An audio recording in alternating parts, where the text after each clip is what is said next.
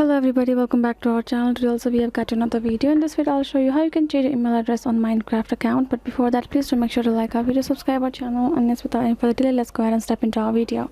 For that purpose, go to your mobile's browser and go to minecraft.net and get logged in over here. Once you're done, get logged in, tap on this three horizontal line below right corner, tap on this my account option over here, my account, and now go ahead, tap on this login at account Microsoft, where you can change any information about your account over there only. Once you are in this page, go ahead, tap on this your info given over here, and now you will be able to see this kind of interface where you go ahead, go this account info, tap on this edit account info over here, and now you can go ahead, type in an alternate email address for yourself